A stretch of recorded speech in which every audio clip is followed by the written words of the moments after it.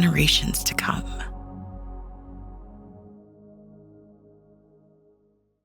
And welcome to another edition of the TDN Writers Room. My name is Bill Finley. I'm a correspondent for the Thoroughbred Daily News. I seem a little wobbly today. I had root canal yesterday. Ugh. Oh. Yeah, not good. You don't seem to be slurring, so you seem to be okay. I'm Randy Moss with NBC Sports. I'm on the road at a hotel, as you can see. So no Lucy today, but Zoe, you've got a canine companion there. Yes, I'm here in Saratoga Springs, and Fuzzy Buzzy is with me. So if you hear a barking dog a little bit later, this little terrorist will be the culprit. I can absolutely guarantee that. Doodle is fine. He's sleeping. We'll get to him a little bit later on. But great to be here, boys. Great week last week. Better week this week. I want to remind you that this week and every week we're brought to you by our good friends at Keeneland. Okay, so what have we done together? 50, 60 shows, maybe. Probably in about 59 of them, we've talked about changing the Triple Crown around, giving us our opinions on everything. And lo and behold, we had some news, and big news, out of the Stronach Group, owners of Pimlico Racecourse. And they said that they would like to, and the words are maybe even stronger than that they were very serious about moving the Preakness to 4 weeks after the Kentucky Derby. And I know that must have put a smile on Randy Moss's face. He's been a big advocate of spacing the races out. I have become only recently an advocate of spacing the races out. So at first glance, this looked like a good thing. Lo and behold, wait a minute. What is the New York Racing Association going to do? They said, we're not interested in playing ball. We're going to keep the Belmont right where it is. Now, if we get a Preakness 4 weeks after the Derby and then a Belmont 1 week after the Preakness, got a big mess on our hands, Randy Moss. I don't know where this is all going, but right now, I think the thing is even more complicated than it was beforehand, and it's somewhat of a mess. And it'll be very interesting to see how this all plays out. Yeah, I mean, it'll be fascinating. I know First Racing went privately to NYRA ahead of time and told them what their plans were and asked them if they would be amenable to switching the Belmont Stakes. And NYRA told First Racing, absolutely not. We wouldn't be moving the Belmont Stakes. But look, if you're the Preakness, they really don't have a choice, right? Given what's been going on with the Preakness, it's been like a slow death over the last decade or so because of the 2 week gap. And this year they had a very weak Preakness field. The attendance and handle cratered at Pimlico, and they need to make the change. Now, there are many reasons, as we've talked about, that the change needs to be made, just from the standpoint of strengthening, of getting the Triple Crown, horse racing's marquee event, back to the status that it used to be, where the best 3-year-olds run in all 3 races. But now with this situation, honestly, Bill, I don't think NYRA has any logical choice but to move the Belmont. Okay? Look at it this way.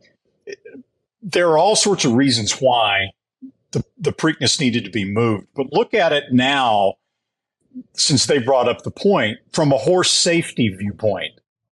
Okay? I mean, we know that trainers abhor coming back in 2 weeks. Part of it is because they don't think their horses can perform as well in 2 weeks. But we've talked to horsemen. We know that they think that horses are not as sturdy, they're not as durable as they used to be. So it is a horse safety issue as well for trainers as to why they don't want to run back in 2 weeks. We've seen a rash of horse deaths and breakdowns at Churchill Downs. We saw having a meltdown on the undercard of the Preakness breakdown. We've seen Maple Leaf Mel and a horse the very next day at Saratoga in New York break down.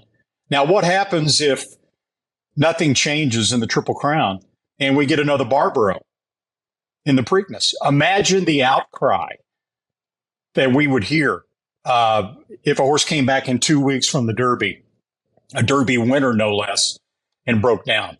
So in that scenario, with where we are right now in horse racing, you know, I don't think, for all their belly aching right now, I don't think NYRA has a choice, and I think they should move the Belmont. And honestly, I don't think they like to be dictated to by First Racing. I mean, there's some rivalry there, obviously. And they viewed the Preakness for a long time as sort of like the weak link in the Triple Crown. I think both Churchill Downs and Belmont have really sort of like the stepbrother. But I do think that the Belmont will wind up moving, and I think it'll be a good thing. Just personal opinion. I don't have any inside information there. And I think the information came out earlier than I believe First Racing wanted it to. I think maybe they had wanted to get in alliance with Naira first. I mean, I don't know, but I know that it came out sooner than perhaps they wanted. So they're going to have to try and figure it out. Horse safety is first and foremost with every single corporation nowadays. Every racetrack should be thinking of that first and foremost. And I mean, the Preakness has not been a good race over the past few years. It simply hasn't. I mean, you can say it hasn't been a good race. You can say it's horse safety. I'm in agreement. It should move. They should all move. They should all be on the first Saturday, have all three races a month apart and solve the problem. I don't know how they're going to get around with it if Naira doesn't come around, to be perfectly honest. I don't think so. And then you talk about tradition. 13 horses have won the Triple Crown, right? Well, 8 of those, it wasn't the traditional spacing. 8 times it wasn't the traditional. So, I mean, what are we all crying about? I said this to someone in the press box the other day. They were like, tradition to tradition. I'm like, well, the 8 times we've got Triple Crown winners. You're not talking about those ones that ran back in 3 days. The Belmont was on this month. It's not really about tradition. It's about safety and making these races better and showcasing the best of our generation in as safely as we can possibly do it. Twice they've moved the date of the Derby, 1945 and 2020. One was because of the war and the other one was because of COVID when Authentic won it. So it can be done. I mean, I'm not looking at Authentic and thinking he didn't win the Derby because it was in September. Of course he won the Derby. People have forgotten about that. That's 3 years ago. People have already forgotten that Authentic won the Derby in September. So it's not going to take long for this to get going. I actually listened to the Nick Luck podcast last week, and he had D. Wayne Lucas on. And it was really interesting listening to Wayne, who's for it. I mean, this is Wayne is for a change in it. And this is what Wayne said on there. He's also for a distance change.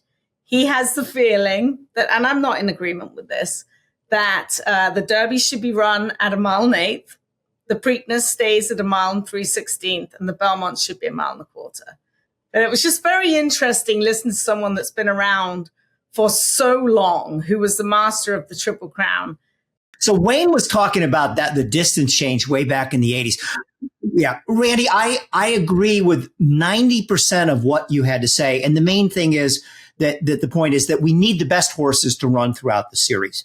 And the Preakness needs to make this move. But I'm not so sure Naira won't play hardball here. And here's why. It's in their best, what we have now is in their best interest. And in horse racing, we have no commissioner, we have no league. It's every man for themselves.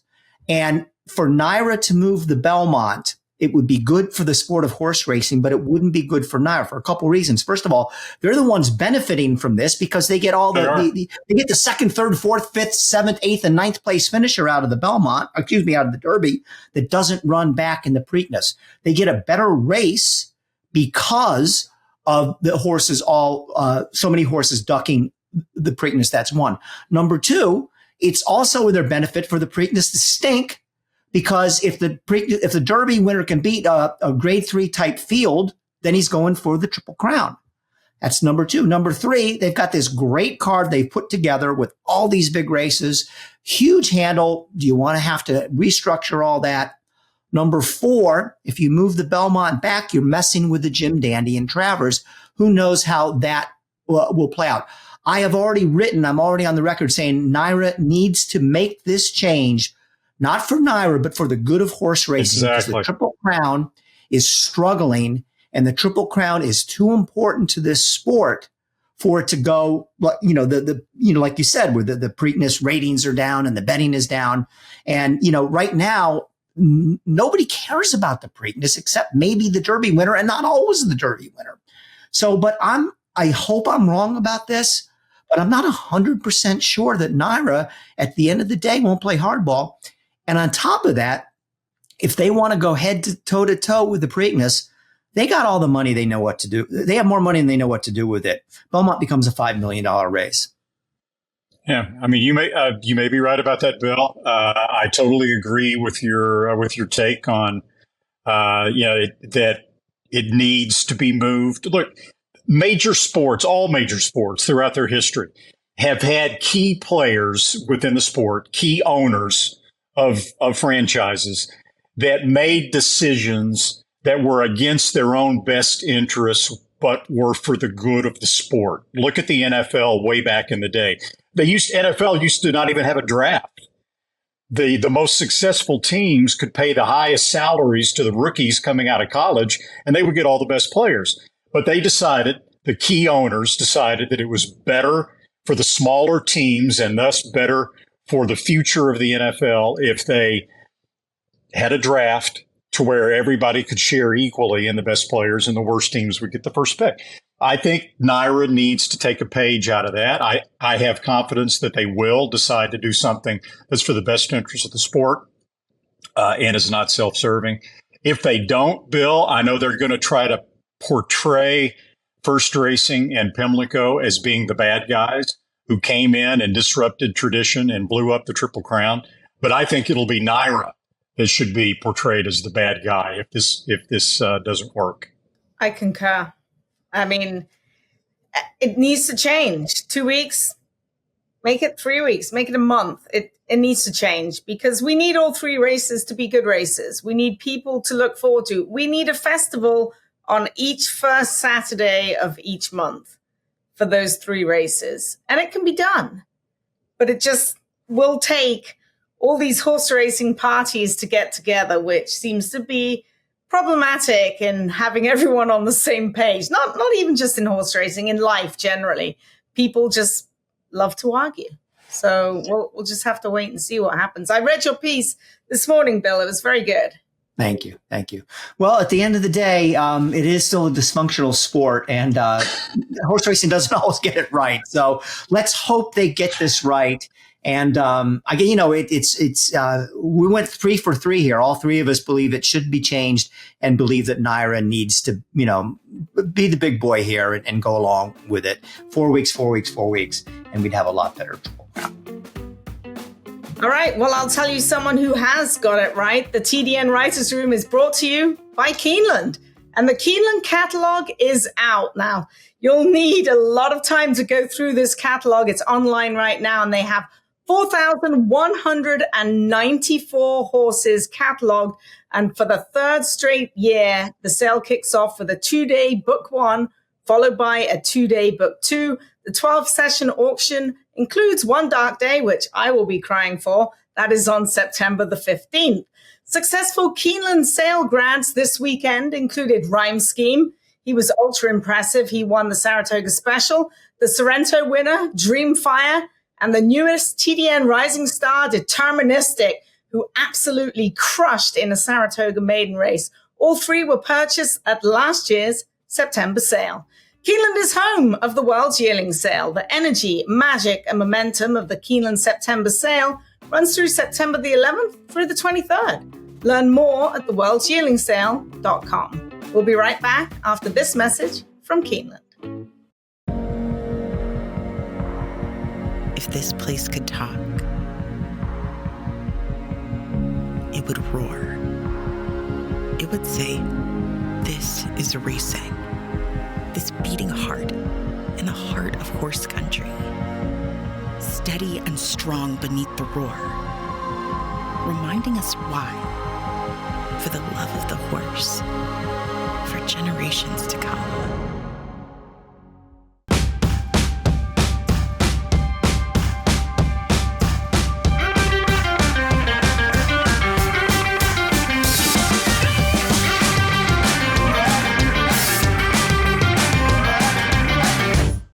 The TDN Writers Room is brought to you by Stone Street. We have just completed the first major yearling sale of the year at Saratoga, and Stone Street breds were in demand. Stone Street's 4 colts bought just under $4 million, topped by the $1.5 million colt by Intermischief out of none other than Rachel's Valentina, purchased by Eclipse Thoroughbred Partners. The Quality Road colt out of Imaluka sold for $1.1 million to Ammo Racing. Grandview Equine scooped up the authentic colt out of Supreme for $800,000, and Mike Ryan came home with the Speightstown Leslie May colt for $485,000. Watch out for 59, no fewer than 59 Stone Street breds at the upcoming Keeneland September yearling sale, September the 11th through the 23rd. The guiding focus of Stone Street is to breed and develop quality thoroughbreds with strength, stamina, and class. Stone Street, born to run, raised to win. And now in this week's Saratoga Minute, the spotlight is on 2-year-old No Name Metz, a colt that is a 2-time stakes winner and is being pointed for the Skidmore Stakes on Friday at Saratoga. Katie Petruniak caught up with the trainer of No Name Metz, George Weaver.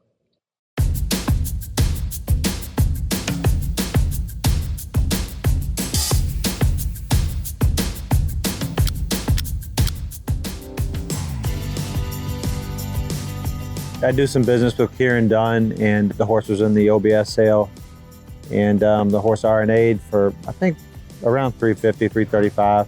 Anyway, Kieran gave me a call. You know, they didn't get what they wanted for him, and he had an idea to try to make the race at Gulfstream. There was a Ascot prep, and he asked if I could do it, and I said, sure, I'll give it a try. So he went straight from the sale to me, and he's been straightforward and a very smart colt from day one.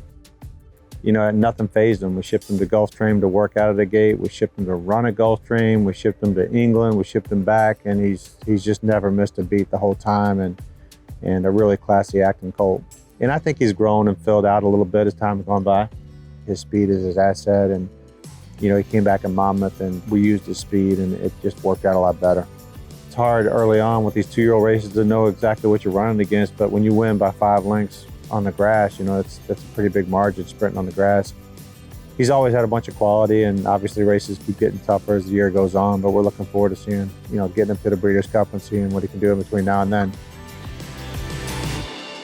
The Saratoga Minute is brought to you by Naira Bets. Sign up now for Naira Bets and get your matching deposit of $200. Here's how it works. You can bet any track, anytime, anywhere. Just make a deposit within 30 days of signing up for your account. Bet twice the amount of that initial deposit, and Naira Bets will give you a wagering credit up to $200, equaling your initial deposit. All you have to do, go online, sign up, use the code SPA200 to begin qualifying right now for your matching deposit. No Name Metz, owned by third baseman Alex Bregman of the Houston Astros. I'm trying to figure out why I didn't name the horse No Name Astros. Wouldn't that have made a little bit more sense? So, all right, guys, a review of last weekend's races. We're going to have Lee Einsidler, the co-owner of Casa Creed, the winner of the 4-Star Dave, on in a little bit. So we don't need to go too deep into that because we talk a lot about it with Lee. But what a neat horse. And, you know, one of the stories, the race, and Lee addresses this, was the rematch with Annapolis. And everybody projected the trips the two horses were going to get. And people thought that Annapolis was going to get the jump on Casa Creed this time, and that would make all the difference. He did get the jump on him, and it didn't make any difference at all. It was a repeat of the Kelso, with Casa Creed finishing first and Annapolis finishing second. But, you know, just got to love a 7-year-old Grade 1 winner. He's a stallion, not even a gelding. And, you know, we need more war horses like this in the game. I mean, Annapolis went off the favorite. Lee, right. We'll talk about that a little bit later. They were side by side, Casa Creed and Annapolis, through the first part of the race, and then Annapolis kicked away from him. And turning for home, guys, I thought Casa Creed had no chance. Annapolis is ridden by Irad Ortiz, just cruising up to the leader. Meanwhile, Luis Saez is riding Casa Creed for all he's worth and not making up any ground. At the 8th pole, I thought it was Annapolis. At the 16th pole, I thought it was Annapolis still. But Casa Creed was just so determined. And again, got in front of Annapolis, and really, Zoe, I thought it was an outstanding performance. I'm with you. Even 10 jumps before the wire, I'm like, oh, he's going to be second. Irad Ortiz, he got the jump. What a great ride by Irad. But Casa Creed refused to lose at 7 years old. There's not many 7-year-olds that show that kind of gumption. And not many 7-year-olds have been around the world once already this year and come back to their winning form. Casa Creed lost a heartbreaker over there in Saudi.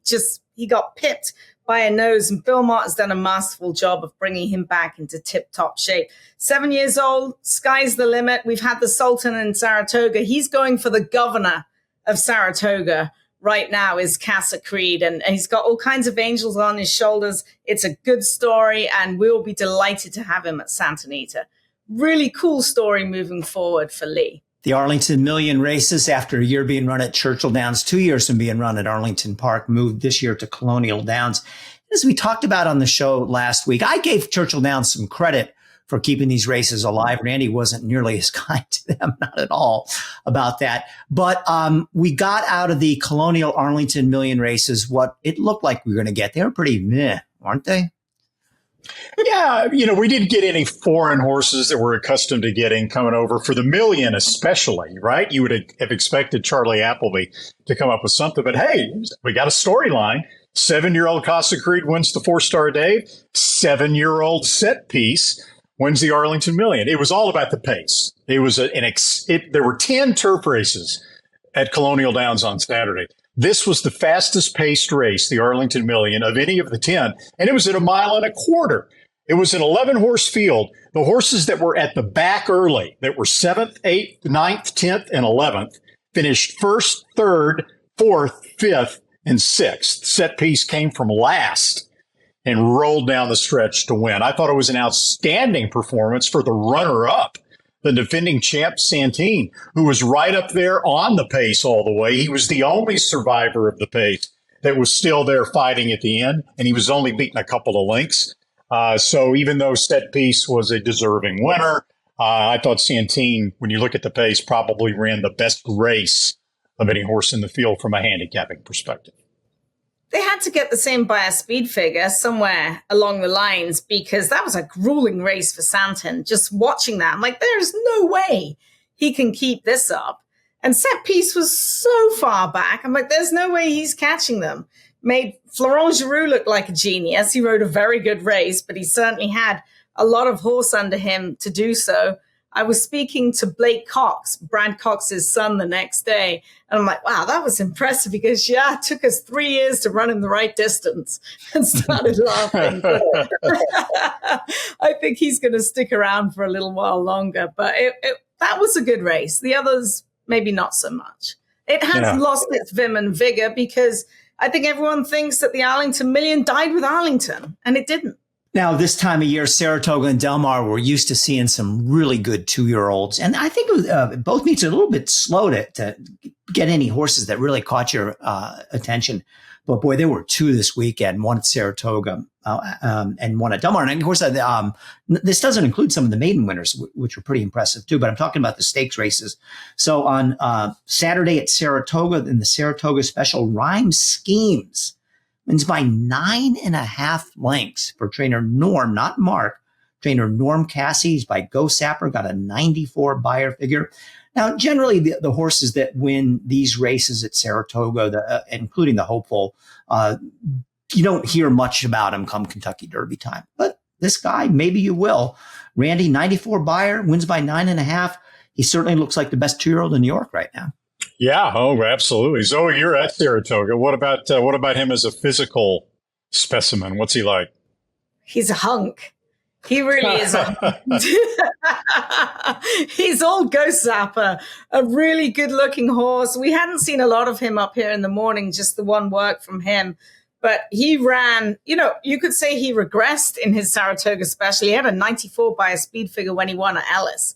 So he's just trotting along. I think sky's the limit for him. He is a good-looking son of Ghost Zapper. He's all man for sure. Rhyme Schemes. Very, very impressive for him. He wasn't exactly breaking watches in the morning before his career debut in May at Churchill Downs. He was 6-1 against a fairly modest field. I went back and watched the replay. I watched the pan shot. I watched the head on. He had no excuse. He just didn't run. And then he comes back at Ellis Park a month later against a tougher field in which 4 horses have already come back to win their next starts in maiden special weight company. And he looked like a completely different horse. Blinkers were on, but Norm Cassidy said it was different than that. He said he had a focus problem, and he just learned a lot from that first start. He said he still was a little bit unfocused, even this past Saturday, but he's a horse with a bright future, definitely. But Bill, I thought the best pal, though, was the real star of the 2-year-old weekend. Yeah, I mean, no doubt about it. Well, Prince of Monaco, boy, did he put on a show for Bob Baffert in the Best Pal out at Del Mar. And talk about buyer numbers. And Randy, put us in perspective. Horse ran, first of all, 11 times Baffert has won this race. And he wasn't even the favorite. He goes against this other Baffert monster, Muth. Juan Hernandez chose to ride Muth. They fly in Flavien Prat for Prince of Monaco. And 1-2 on Muth, 9-5 on Prince of Monaco.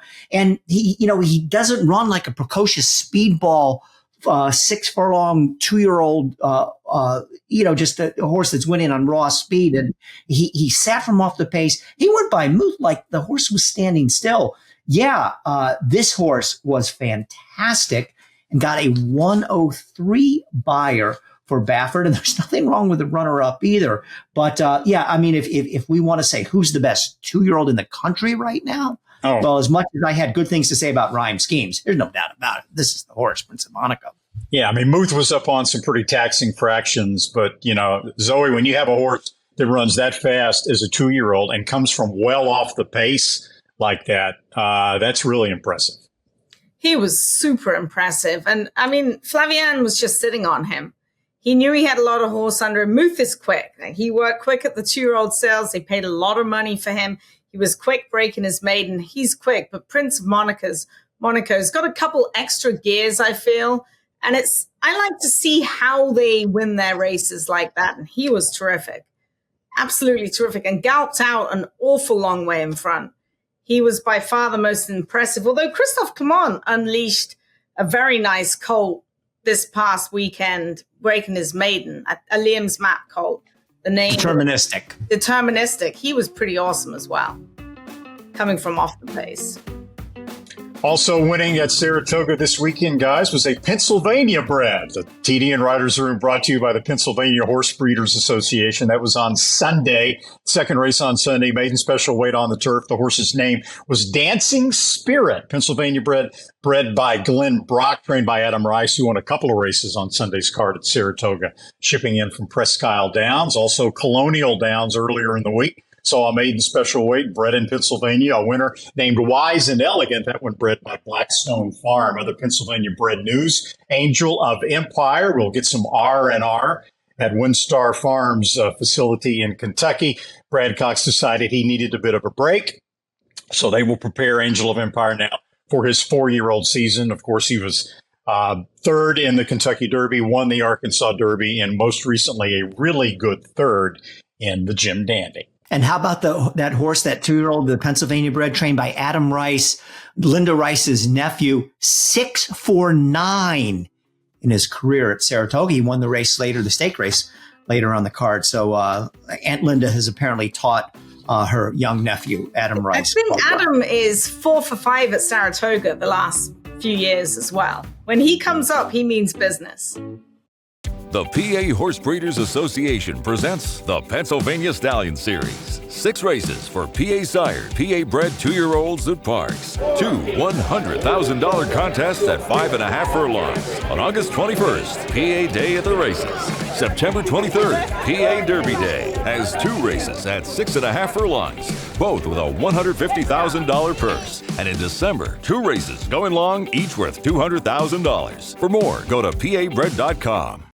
The fastest horse of the week brought to you by the Fast Stallions at Windstar Farm. We'll get to the horse in a minute. We've already talked about him actually, but the stallion that we're focusing on this week from Windstar, we have before. Here's a reminder. Nashville was a very, very fast racehorse. Nashville was a TDN Rising Star winning his debut by 11 and a half lengths and dominated a Keeneland allowance in his second start. That was by 9+ lengths and 109.10. And remember the track record at Keeneland on the Breeders' Cup undercard, 6 furlongs, 107.89, faster than the Breeders' Cup Sprint. Then he came back and ran the fastest 6 furlongs at the Fairgrounds later in his career. Nashville, very fast, standing stud at WinStar Farm. Now, our fastest horse of the week, Prince of Monaco, with that 103 Beyer speed figure. So I went back into the record books, guys, since the Beyer speed figures were first published officially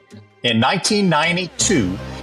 The Best Pal marks the 36th time that a Bob Baffert trained 2-year-old has equaled 100 or better on the Beyer speed figure scale. How about that? 36. Now, the only question becomes, will Prince of Monaco become a classic type horse like some of the others on that list? American Pharaoh, Point Given, Real Quiet, Silver Bullet Day, or will he be more like An Excessive Bull or Das Stoops or Hijazi? That's the big question that remains to be answered about our fastest horse of the week. But boy, was he fast in the Best Pal, Prince of Monaco. The TDN Writers Room also brought to you by the Green Group, the tax consulting and advisory firm specializing in the thoroughbred industry. And as Lynn Green will tell you, specializing in saving you money on your taxes. And we welcome in now the Green Group guest of the week, Mr. Lee Einsidler, who owns Casa Creed, quickly becoming one of the most popular horses in Saratoga. The reason why he's good, he's consistent, and he's 7 years old. Lee, this meet so far, 2 stakes wins, the Kelso and the Grade 1 in the 4-Star Dave. At age 7, is he better than he's ever been? Well, he's as good as he's ever been. He ran 101 Beyer and in the 4-Star Dave, and remarkably, he ran the same exact time winning the 4-Star Dave this year that he ran last year. Last year, he ran it on a firm track. This year, he ran it on a good track, which is not his favorite surface. So maybe it is an easy argument that Saturday was the best race of his career. So you said in the aftermath of the 4-Star Dave, you've been betting on the horses for 50 years. You've been owning horses now for a few decades. What has this ride been like for you that Casa Creed has taken you on? Randy, it's been unbelievable. Kenny Peak picked him out. We bought him for $105,000. He said to me, I think he could run early. He's probably grass. He might be dirt. That was pretty prolific because he won off the turf when he broke his maiden on only 6 days rest in Saratoga. But you've been around the game for a long time. You can never imagine, no matter what a horse cost, that you'd win $2.5 million in purse money. He would take you halfway around the world twice. That at 7 years old, he'd be running as good as he's ever run, and that you would win 4 Grade 1s, 2 sprinting, and 2 going a mile. My good buddy Andy Sterling told me he can't recall a horse ever on the grass winning 2 Grade 1 sprinting and 2 Grade 1s at a mile. So it's been enormous. It's been fabulous. And I don't think the story is fully written yet. We have a big race coming up, hopefully. We get a couple good months of training out in California, the Breeders' Cup. And I'm already kicking the idea of bringing it back next year. So wow, it would be great. Wow. Well, Lee, first off, a massive congratulations. I am a big fan of Casa Creed's. I go around and see him in the morning and say hi to Irma, and she gives me carrots. Right. Irma's great. Yeah, Irma's the best. She's the linchpin at the Bill Mott barn. But what is it like for you being so intricated with Hall of Famer Bill Mott, because you two have become very close over the past few years? Yeah, we've become very close. You know, just as a kid, betting races and going to the track. I was in awe of Bill Mott. There were trainers growing up here in New York based, and he was a big favorite. And when he was not in California, when he's in New York, Bobby Frankel was, amazing to watch, as was Alan Jerkins. But I was always a huge fan of Bill Mott.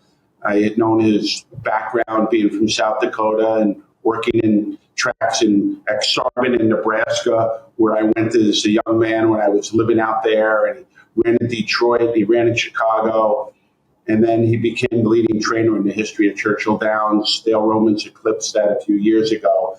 So I had great awe, great appreciation for what he did. And when I was looking to get a trainer, somebody introduced me to Bill Mott. We met in Gulfstream in a suite down there, and I was in awe just to be in the same room with him. And we compared our ideas and our philosophies, and it's been great ever since. As great as a trainer he is, youngest trainer in the history of the Hall of Fame. When people ask me about him, I say as great of a trainer he is. He's a better person, amazing guy. We developed a great friendship. We spent a lot of time together away from the track. And I tell people that on days that I either speak or with Bill Mott, it's a better day. That's how I feel about Bill Mott. Lee, you just mentioned that you might bring Casa Creed back next year as an 8-year-old. I think a lot of people will hear that and assume that he's a gelding. He's not. No, he's not a gelding. It's a stallion. Right. Is there any now, the good news is he's a hell of a horse. He's a grade 1 winner. The bad news is, as we all know, the stallion market is not that fond of turf horses. Right. So have you heard from any stallion farms? Have you kicked the tires about retiring him as a stud? Where does that stand? So as I know you're aware, in 2 years, we'll have a synthetic track at Belmont. So if we did a stallion deal for him to stand next year, his first crop would be ready to run when that new synthetic track is in. So there's already a lot of interest from some farms in New York to do something with me in New York, which is very gratifying. Given the synthetic track, the timing would be perfect. But it's important to understand, for me, I have a very good day job. People get motivated to do stallion deals for financial reasons. I'm all about racing. We certainly want to give Casa Creed the best afterlife after racing. But now I'm confident, given what's going on with Belmont and the synthetic track that will come in a few years, we'll have good options. We also know that folks from Japan are very interested in Casa Creed. They've been to the barn. And I think we'll have some other people interested in well. There are a few farms in Kentucky that are starting to really think about it, especially after what happened this past Saturday. It's just hard to ignore a horse, forget the surface, that's won 4 grade 1s, that's had longevity, that wins sprinting, that wins going long. So I'm sure we'll get that figured out. For me, it was all about focusing on this past Saturday, and now we're thinking about the Breeders' Cup. But I'm sure we'll have. I think we'll be able to have the pick of the litter, actually.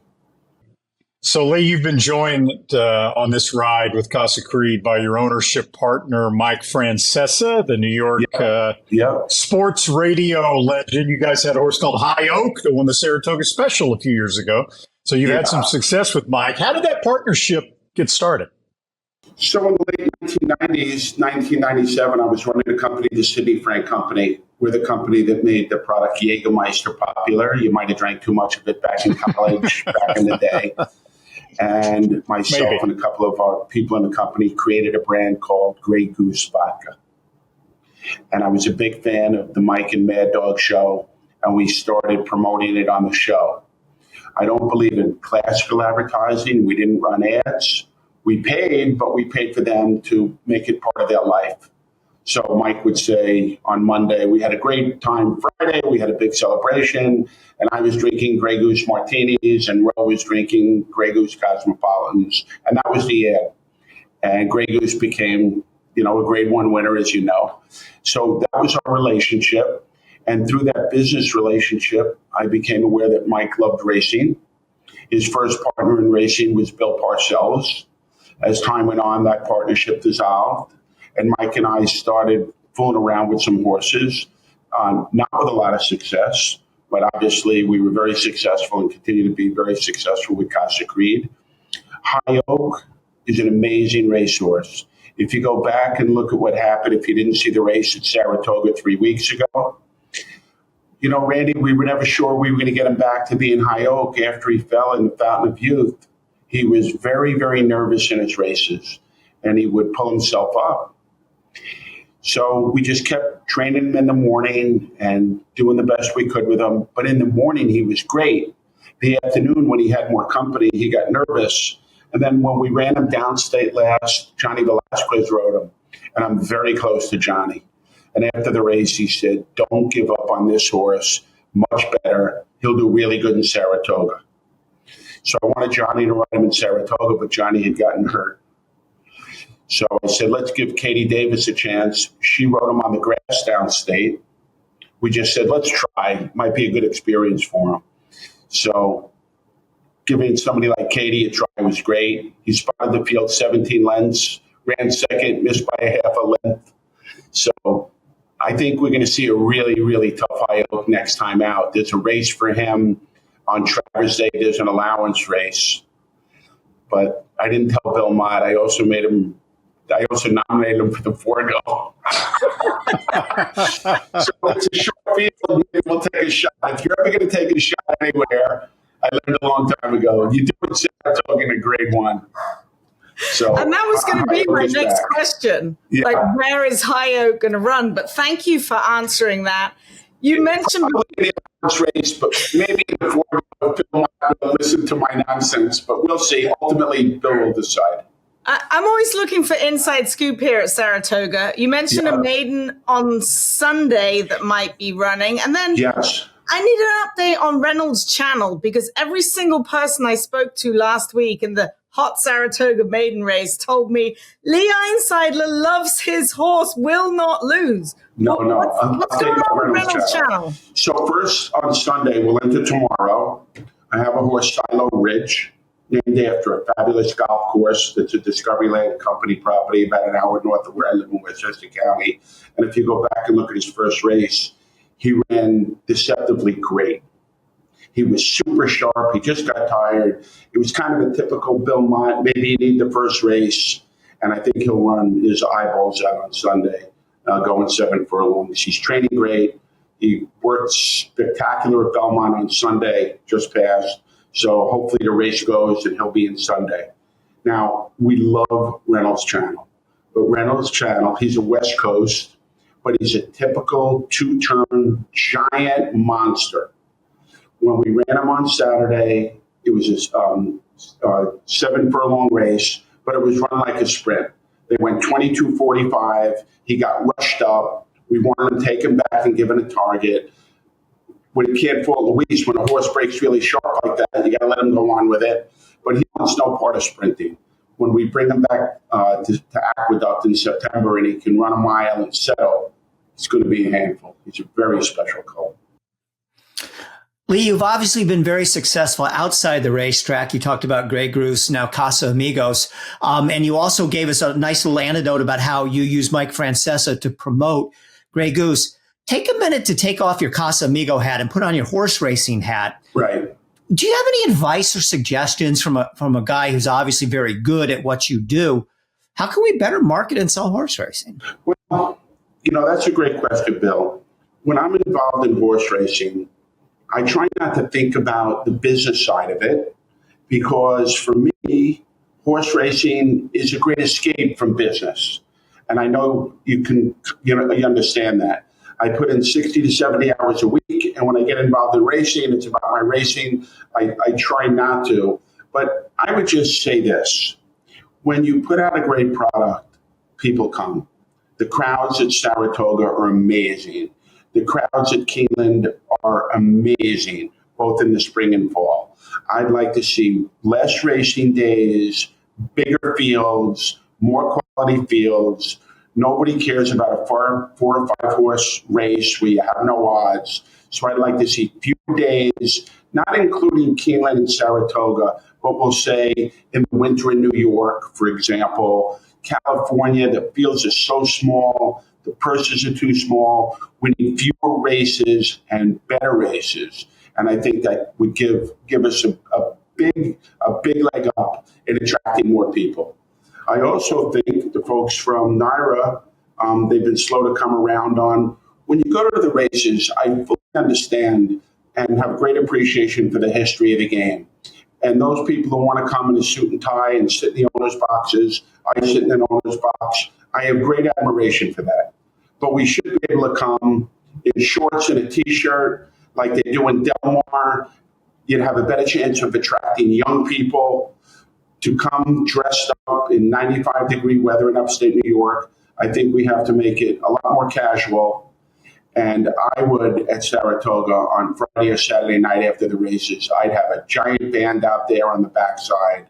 I would sell tickets. I would have huge promotion after the races that would draw people to the races, keep people there, put on a big party afterwards. I think it would be fantastic. With Casamigos Reposado margaritas, by the way. Anybody, That's the best one. anybody who knows me well knows that I know your product probably too well. Unfortunately, all I have is bottled water here instead of the real thing. Have you tried to get George Clooney into the horse business, by the way? Well, that's a great question. I'm asked that all the time. So the fact is, he grew up in Augusta, Kentucky, and as a kid, he walked hots at Keeneland. Really? He did. He loves the game. He sent me a text message after Casa Creed won on Saturday, and it said, "Jesus Christ, Lee, will you get this horse to win from the front? He's going to give me a damn heart attack running late all the time." You know, his schedule's pretty crazy. He's got a lot going on in his life. Does amazing stuff and super busy with a charity that he's involved in. He's pulled in a lot of directions, but I'm hoping perhaps if all goes according to plan and Casa Creed makes it out to the Breeders' Cup in Santa Anita, if he's in LA, I would hope that him and Randy Gerber and Mike Millman and their significant others would all come out to the Breeders' Cup and walk into the paddock with us and wear their Casamigos hat and T-shirt and enjoy the day with us. So I'm hopeful. I would be surprised if they didn't. I don't want to speak for them. They're totally into it. They watch every race. Randy, George, and Mike are the first ones to call me as soon as the race is over. But I love George's text the other night. "Oh, my God, this horse is going to give me a heart attack. Please put him on the lead next time." If he can run the lead, I'm sure we put him there. It's just not his style. Well, I'm just going to put my hand up. If George Clooney comes to Santa Anita, can I be his personal tour guide? I've got no problems. I'll take one for the team. You know, whenever we go to the Breeders' Cup, they ask us, do we want an escort from the seats to the to the paddock? You got the job, I promise. All right, I'm in. I promise. I'm in. Okay, so that leads me to my next question. What is one of your favorite moments you've ever had in horse racing? It doesn't have to be in the afternoon. It can be in the morning. Is there one poignant moment that sticks out to you? You know, when we beat Regal Glory last year in the 4-star Dave, I thought that might have been because she was 3-5. There was an argument she was the best turf miler in the country, maybe in the world, either sex. And we handled it pretty easy. Now, when I picked up Saturday's racing form, the front cover was Annapolis, not Casa Creed. And I thought, we just beat him in the Kelso, right? They're putting him on the front cover. And the write-ups were all about Casa Creed got a better trip last time in the Kelso than Annapolis did. This year, Annapolis will be more forwardly placed. He'll get the jump on us. He'll probably win. We're giving him a pound. They made him the favorite. So I have to answer your question and say what happened in Saratoga Saturday was the best moment I've ever had in racing. Now, when I have a 20-claimer in Aqueduct in February on a Friday, I'm excited to go to the track. But when you're running in a Grade 1 at Saratoga on national TV, defending your title with a 7-year-old in a race as important as the 4-star Dave, and win it. And Randy is excellent, one of the best in the whole industry, and I'm analyzing a race. Everything went against him. He had every reason to run a good second. Annapolis was in front of us. He got the jump, which we knew I would get that done. It was soft turf. We tracked him. He opened up 3, and Casa Creed has the heart of a champion and just warmed down and got there. You know, not by an inch, which you see in turf racing every day. So I have to say what we did on Saturday was the best so far. As a 7-year-old, back-to-back 4-star Daves, his 4th Grade 1, under very unfavorable race run conditions. Yeah, that was the best one. And Lee, from what we have been told now, the plan going forward is no races between now and the Breeders' Cup. It'll be the Breeders' Cup Mile and not the Sprint. What has your Hall of Fame trainer told you about that strategy? And why is that the plan? So a couple parts to that question. When we first knew that the Breeders' Cup was going to be at Santa Anita this year, I was so excited. Run this horse 6.5 down the hill. Wow, what an opportunity! Because between 6 and 7, nobody can touch him in that race. 6.5 is amazing for him. And then we learned they're going to run it at 5 furlongs, so that's out of the question. That's way too short.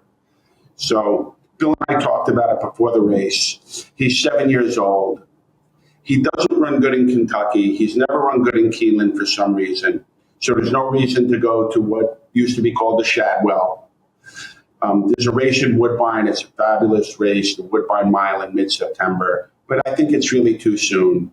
He runs great off a layoff. When he won the 4-Star Dave last year, he did it off a 2-month layoff. So I think, given he's 7 years old, went to Saudi Arabia, came home, run twice, won twice. And as you well know, Bill, when it comes to bringing a horse back off a layoff, an intermediate layoff, Bill Mott is the best. There's nobody like Bill Mott. He spaces the works. He knows how to get them ready. I'd love to go over there with a fresh horse, and hopefully you get firm ground at Santa Anita in November. You should. And I go over there pretty confident. We don't know what's coming from Europe. I never duck a horse. When I read last night that Modern Games was retired, I slept a little better. That was fine. So it's a matter of Bill, 7 years of age, no need to run him again. He's run 3 times this year, just missed in Saudi Arabia by a little bit, traveled halfway around the world. So we'll be ready to roll. We hope so. Anything can happen between now and the first Saturday in November, but assuming no setbacks. And I don't want to jinx it, but he's never missed a day of training in his life. So I think we'll be in good shape. Well, Lee, I want to thank you so much for your time. What a neat horse. You know what? He's kind of like the new 4-Star Dave, actually, like that working class hero that the race was named after. So congratulations on all your success. Yeah. And it would be so, and as cool as it is to see him run at 7, boy, if we get him back next year at 8, that would be fabulous. It just might happen. All right. Lee, thanks so much for your time. Congratulations on all your success. And we'll see you at the Breeders' Cup. Zoe, Randy, great to be with everybody. Thanks for having me. Good to see you. And as this week's Lucky Green Group Guest of the Week, Lee Einsidler will receive a free 1-hour consultation from Lynn Green and the Green Group. You can learn more about how they can save you money by going to www.greenco.com. Are you paying too much in taxes? The Green Group can help. There's a reason the most successful owners, breeders, and horsemen select the Green Group as their tax advisors. They save you money and share successful strategies. Over the past 40 years, the Green Group founder, Len Green, has owned and bred some of the best racehorses in the history of the sport, like Eclipse Award-winning champions Jaywalk and Wonderwheel. His DJ stable competes at the highest level and has received the game's most prestigious honors. Len Green's in-depth, hands-on industry knowledge, combined with cutting-edge tax-saving strategies, has produced positive results for his clientele and has made the Green Group the top-rated accounting and tax firm in the thoroughbred business. For a confidential and complimentary consultation, contact us at 732-634-5100 or visit our website at www.greenco.com. The Green Group, proven strategies to save you taxes. Introducing Giftbox, winner of the Grade 1 Santa Anita Handicap. He's a 3-time graded stakes-winning millionaire with 4 triple-digit buyers and a 4 Ragazin to his name.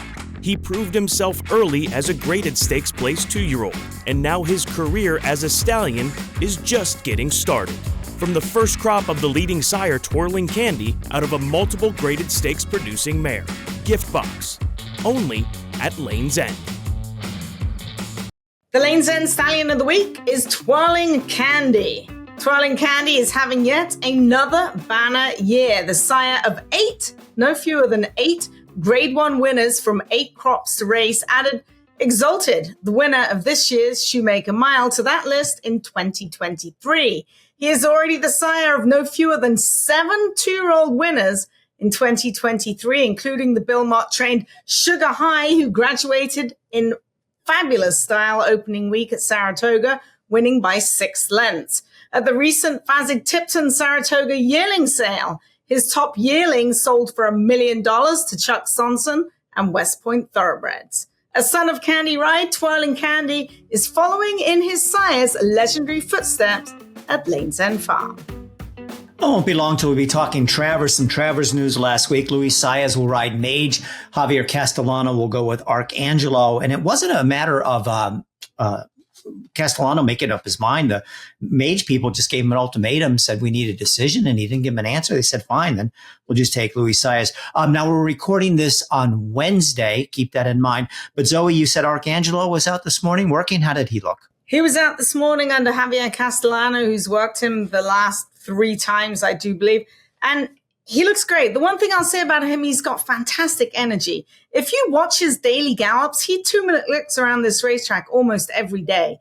And it's not like now he looks like a hat rack and he's doing too much in the morning.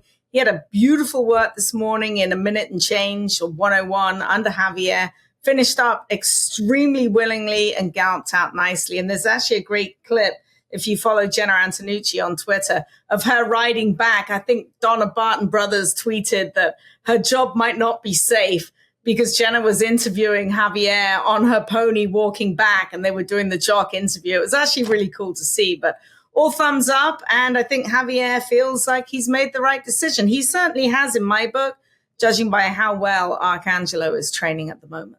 Some sad news in horse racing that broke this afternoon. Jerry Moss, best known in horse racing as the owner of Zenyatta and also Kentucky Derby winner Giacomo, and also had a terrific career in the music industry as the part of A&M Records along with Herb Albert, passed away at age 88 and brings back great memories of Zenyatta.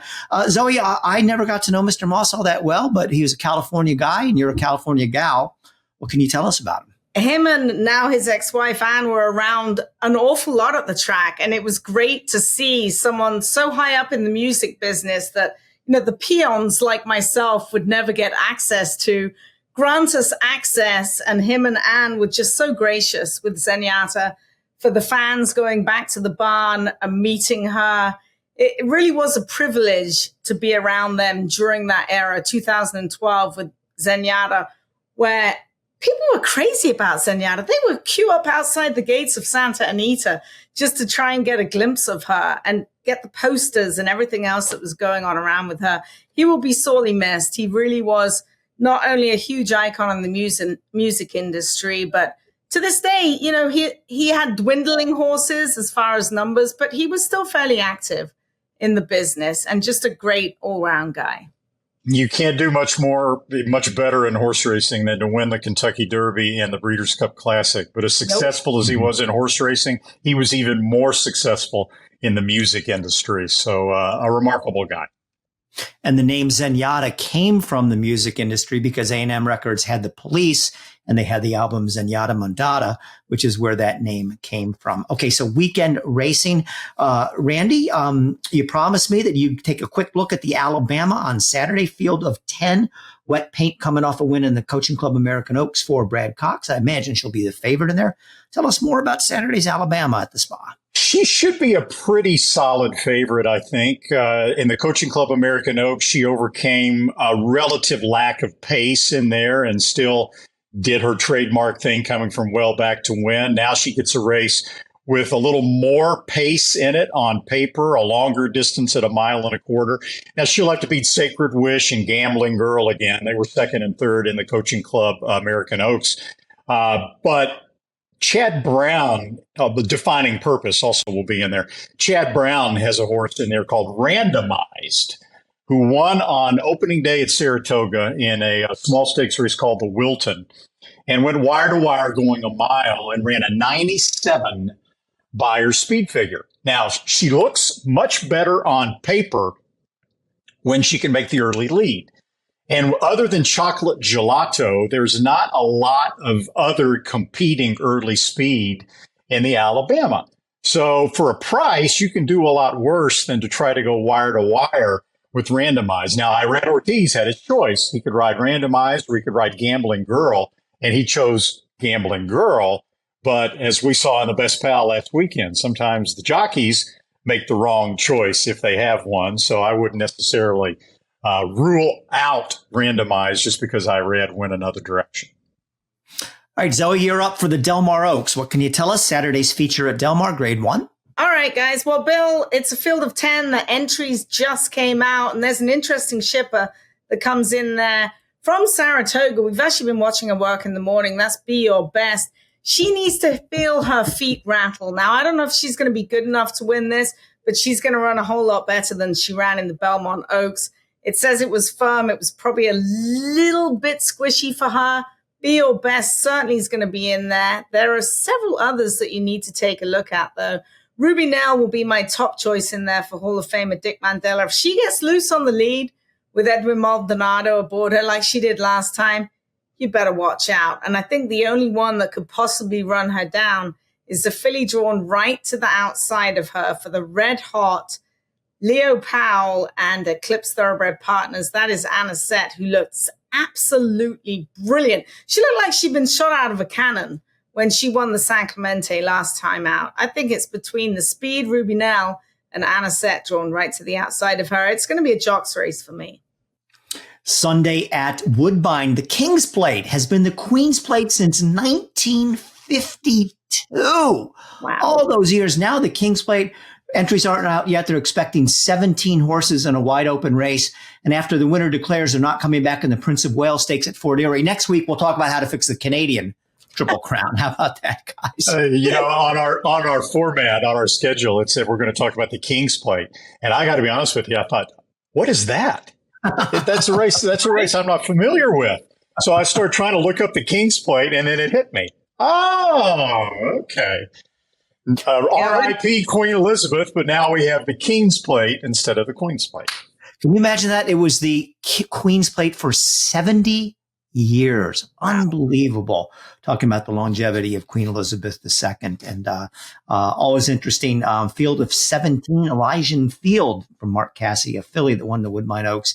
Perhaps will be the favorite in there, but certainly wide open. I think Kellick is going to be the favorite for Chad. Oh, that's right. The Chad Brown horse. Yeah, Chad Brown, the collected. He's already the favorite. Two fillies are going to be running in it. Elysian Fields and Winchester, I think, for Kevin Attard, who won it last year with the filly Moira. Yeah. That was quite a scoop for the Avengers. Do want to remind you the TDN Writers Room is brought to you by XBTV. And this week's XBTV Work of the Week is actually a pair of Travers-bound workers. We managed to catch Forte and Tappet Treese working a half mile together over the Saratoga main track. On Thursday, Forte was on the outside with Irad Ortiz without the blinkers, working very, very nicely.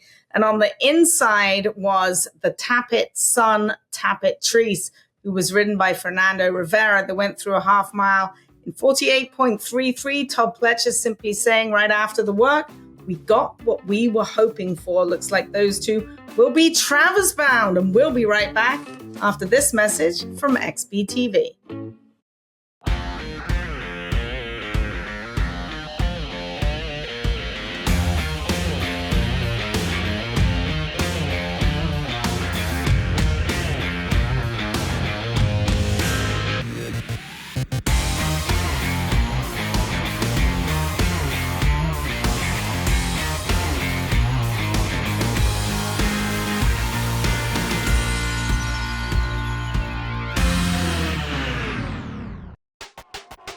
All the thrills. Fraction of the bills. Experience the power of the partnership. Change your life, make new friends, and compete at the highest level of thoroughbred racing. West Point Thoroughbreds, the gold standard in racing partnerships. Visit westpointtb.com. The TDN Writers Room also brought to you by West Point Thoroughbreds. This is like my favorite line of the show. Joining a West Point partnership can vault you into the world of instant camaraderie. Not only is it catchy, it also happens to be true. And West Point had an excellent Saratoga meet. They're having an excellent meet. Look at what they did in the Phasing-Tipton sale alone. They came away with 6 yearling colts from that illustrious sale. And they also had a good week on the track this past week. Gal in a Rush won an allowance for her second straight win. And a terrific run from Stone Silent in the Galway Stakes to be second in that race by a neck at odds of 10-1. That's a wrap on another edition of the TDN Writers Room. We had lots of fun this week. Hopefully we solved the Triple Crown dilemma, the three of us, and everybody's going to live happily ever after. We'll see what happens with that. But I want to thank my cohorts, Randy Moss and Zoe Cabin, our Green Group guest of the week, Lee Einsidler, our co-producers, Katie Petruniak and Anthony LaRocca, and our editors, Leah LaRocca and Nathan Wilkinson. Thanks for tuning us in. Talk to you next week here on the TDN Writers Room.